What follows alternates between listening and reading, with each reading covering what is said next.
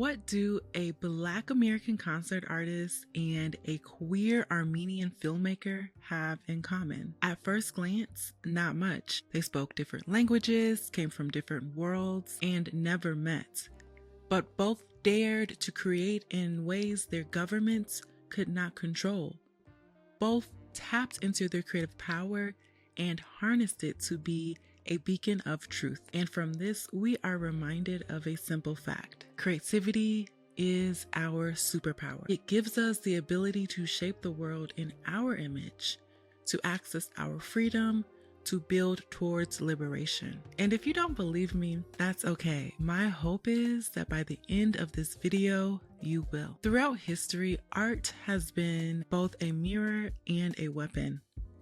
It reflects the world as it is and allows us to imagine the world as it might be. By tapping into our creative power, this power of imagination, artists often become targets, whether under capitalist democracies or authoritarian regimes. When artists refuse to conform to dominant ideologies, states respond with censorship, surveillance, blacklisting, imprisonment, and even death. Welcome back to Creative Birthright. Today's video explores how state governments react when artists use their creative power to speak truths that don't align with state interests. We'll examine two historical examples, one from the US and one from the Soviet Union, to understand how truth-telling and creative expression is seen as dangerous to the powers that be. Let's start in the US.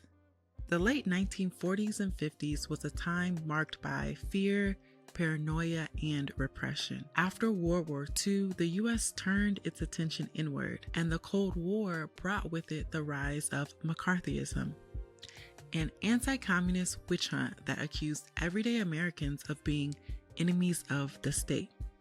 Does that sound familiar? Anyways, artists were not spared. The House Un-American Activities Committee, or HUAC, led hearings to investigate supposed communist influence in Hollywood and the arts. In 1947, a group of screenwriters and directors known as the Hollywood 10 refused to testify, asserting their Fifth Amendment rights. They were blacklisted, fined, and some were even sent to prison. The blacklist was an unofficial list that was circulated among studios. This became the mechanism through which artists were excluded from employment. Even those who were never called before the HUAC or formally accused of communism lost work. The studios, fearful of public backlash and congressional scrutiny, adopted a policy of guilty by association. Those who had attended communist meetings, supported leftist causes, or refused to inform on others were cast out. Artists like Orson Welles, Lena Horne, Langston Hughes, and Dalton Trumbo saw their careers damaged or destroyed. Trumbo, one of the Hollywood 10, was forced to write under pseudonyms for years, winning 2 Academy Awards while blacklisted. He received an Oscar for Roman Holiday under the name of Ian McClellan Hunter and another for The Brave One under the pseudonym Robert Rich. But the consequences were even more severe for Black artists, none more powerfully than Paul Robeson. The celebrated actor, singer, and activist was among the most powerful voices of his time. He spoke out against fascism, racism, colonialism, and praised the Soviet Union's anti-racist stance during World War II. In retaliation, the US government revoked his passport, silenced him in the press, and dragged him before the HUAC. But he didn't take any of it lying down. He remained steadfast and didn't back down. Even when he was brought before the HUAC, he still stood firm in what he believed in. And he gave them quite the tongue lashing in a way that only a Black person can. Here's a snippet from his 1956 hearing, but I encourage you to go and listen to the full thing for yourself. Could I be allowed to read from my statement? Will you just tell this committee, please, while under oath, Mr. Robeson, the communists who participated in the preparation of that statement? Oh, please. The reason I'm here today, from the mouth of the State Department itself, is I should not be allowed to travel because I have struggled for the independence of the colonial peoples of Africa. The other reason I'm here today, again, from the State Department and from the record of the Court of Appeals, is that when I am abroad, I speak out against injustices against the Negro people in this land. That is why I'm here. I'm not being tried for whether I'm a communist. I'm being tried for fighting for the rights of my people. Paul Robeson refused to apologize for loving Black people or for believing that art could be a tool for liberation. His persecution is one of the clearest examples of the U.S. government punishing artists who refuse to conform. McCarthyism wasn't just about rooting out communists. It was about silencing dissent. The government understood that storytelling is power, and they feared artists who could move the people. And this era brought with it a chilling effect. Many artists went underground, others self-centered. Hollywood leaned into patriotic, pro-police, pro-military narratives, ushering in a golden age of what we now call propaganda, where the police are held up as the noble heroes and the system is painted as just. And this attack on artists didn't stop with McCarthyism. The FBI targeted Black artists and writers during the civil rights and Black power movements. For example, Nina Simone was surveilled and blacklisted for her music's radical politics. And James Baldwin was also monitored by the FBI for his activism and prose. The FBI's COINTELPRO program surveyed and disrupted Black artists who were seen as too influential or radical. While the US was blacklisting communists, the Soviet Union was silencing artists who weren't communists enough. Under Joseph Stalin, the Soviet regime tightly controlled all artistic output.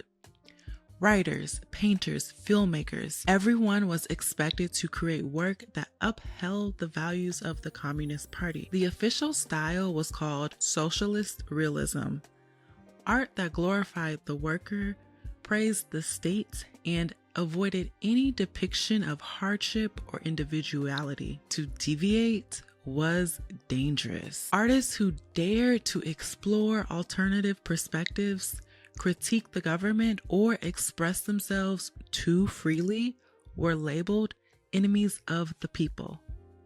Many were imprisoned, exiled, or executed. Entire artistic movements like abstract art or avant-garde film were banned. Enter Sergei Parajanov. He was a visionary Soviet Armenian filmmaker whose work was poetic, surreal, and deeply rooted in folk traditions.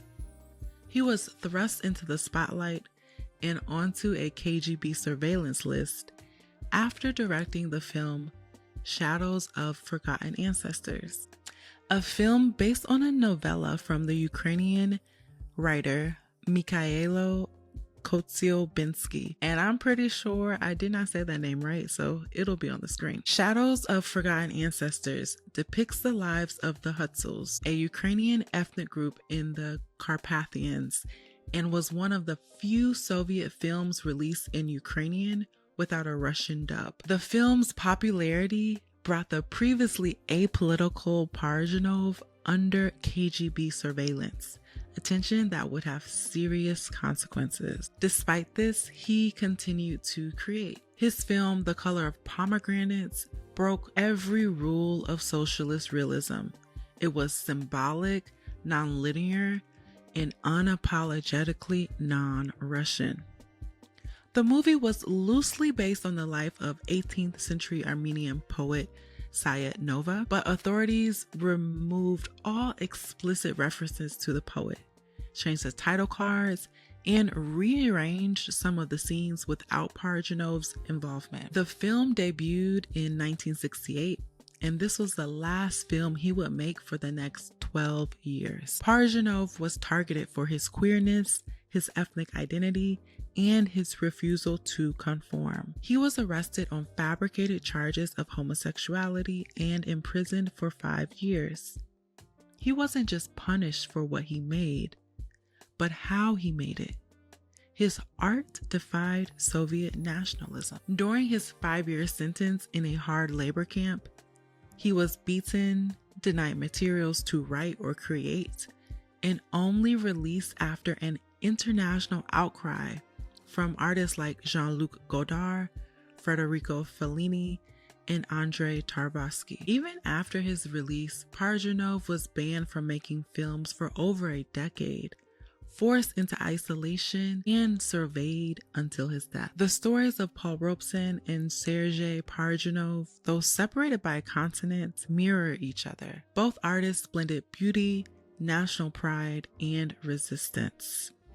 Both were blacklisted or imprisoned for expressing cultural truths outside the state's acceptable framework. Both were perceived as dangerous, not because they carried weapons or led coups, but because they used beauty as rebellion and refused to sever their art from their politics or identity. Their repression underscores how authoritarian regimes, whether capitalist or communist, often fear not just political dissent, but the threat of beauty, imagination, and non-normative identity. Their stories remind us that art is never neutral in a regime that demands total control. And this isn't unique to the US or the USSR. Around the world, governments have long recognized that artists shape culture, public opinion, and collective imagination. And when that imagination becomes inconvenient, when it dares to imagine something beyond the status quo, that's when the suppression begins. In Nigeria, musician and activist Fela Kuti was beaten, imprisoned, and had his commune raided for using music to criticize the military dictatorship. Under Pinochet's regime in Chile, folk singer Victor Jara was tortured and executed for his revolutionary songs. In Nazi Germany, degenerate art exhibitions mocked modernist work and led to thousands of artists fleeing or being banned. In apartheid South Africa, musicians like Miriam Makeba and Hugh Masekela were exiled for their anti-racist songs. And in Palestine, poets and painters, even journalists, are routinely criminalized for documenting lived experiences under occupation. And the list goes on and on. But the pattern is clear.